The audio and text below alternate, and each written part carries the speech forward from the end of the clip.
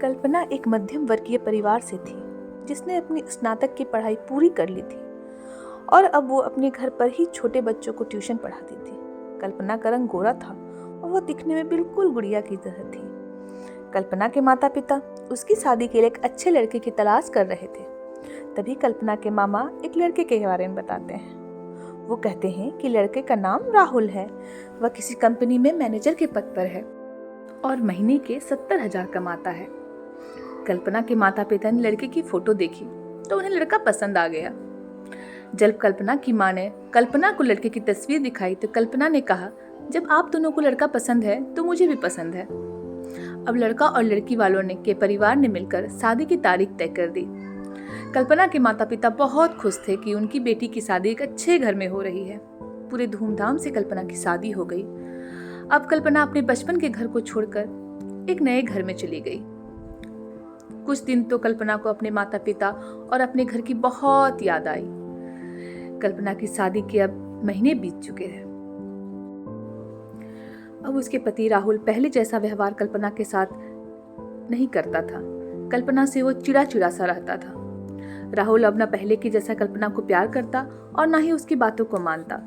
कल्पना को समझ नहीं आ रहा था कि वो क्या करे। वो बस रोकर अपने दर्द को कम करने की कोशिश करती। एक दिन कल्पना को पता चला कि राहुल सिगरेट पीने के बहाने छत पे जाता और किसी लड़की से बातें करता है। जब कल्पना ने राहुल से पूछा कि आप रोजाना छत पे किससे बातें करते हैं, तो इस पे राहुल ने जवाब दिया, वो मेरे ऑफिस का फ्रेंड है, बस उसी से बातें करता हूँ। तुम अपने काम से मतलब रखो, ज्यादा सीआईडी बनने की जरूरत नहीं है। होली का दिन था। राहुल के कुछ दोस्त उसके घर आए थे। सभी ने घर पर पार्टी किया। उस दिन राहुल का एक दोस्त थोड़ा ज्यादा ड्रिंक कर लिया था और उसने नशे में कल्पना के सामने जाकर कहा, भाभी आप इतनी प्यारी और मासूम हो, फिर भी राहुल भाई दिन भर उस घमंडी नेहा से बातें करते रहते हैं। लगता है कि आप राहुल भाई का सही से ख्याल नहीं रखते। ये सुनकर कल्पना का शक हकीकत बन चुका था। अगली सुबह जब कल्पना ने राहुल से पूछा कि ये नेहा कौन है और क्या लगती है आपकी? राहुल, मैं तुम्हें क्यों बताऊं? कल्पना, मैं बीवी हूं आपकी। राहुल, देखो तुमसे पहले वो मेरे लाइफ में आई। कल्पना, तो फिर मुझसे शादी क्यों किया? राहुल, बस तुम अच्छी लगी इसलिए शादी कर लिया। कल्पना, अब तुम देखना मैं उस कामनी लड़की को कैसे सबक सिखाता हूँ। नेहा को जब कल्पना ने कामनी कहा तो राहुल ने गुस्से में कल्पना को बहुत मारा और उसे एक कमरे में बंद कर दिया। कल्पना की सास को सब पता था, फिर भी वह अपने बेटे के सामने एक शब्द भी नहीं बोलती थी। शाम को जब राहुल आया तब उसने रूम का दरवाजा खोला। उस दिन कल्पना की तबीयत खराब हो गई, फिर भी उसी हालत में उसने खाना बनाया। कल्पना ये सारी बातें अपनी माँ को बताना चाहती थी, लेकिन चाहकर भी वह नहीं बता पा रही थी, क्योंकि वह जानती थी कि अगर उसके माता पिता को ये सब पता चलेगा तो वह परेशान हो जाएंगे। राहुल अब कल्पना के साथ नौकरानी जैसा व्यवहार करने लगा।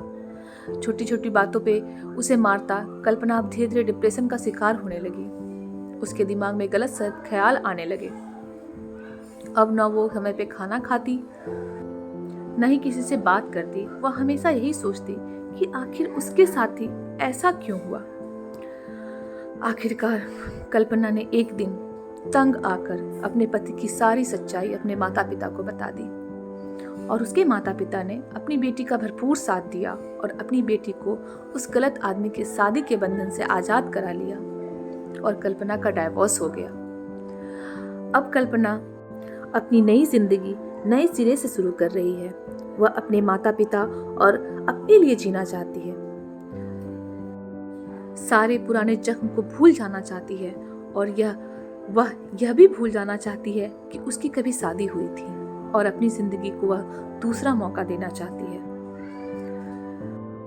हमेशा हमें अपनी जिंदगी को दूसरा मौका देना चाहिए। हमें अपनी जिंदगी से हारना नहीं चाहिए, बल्कि जीवन में जो समस्याएं आ गई हैं उसका डटकर मुकाबला करना चाहिए। शादी बहुतों का सफल हो जाता है, लेकिन कभी कभी शादी के रिश्ते में हमें ऐसा लड़का मिल जाता है जो अच्छा नहीं होता। इसके लिए लड़की को चाहिए कि वह अपनी जिंदगी को नए सिरे से शुरू करे, अपनी जिंदगी को बर्बाद ना करे।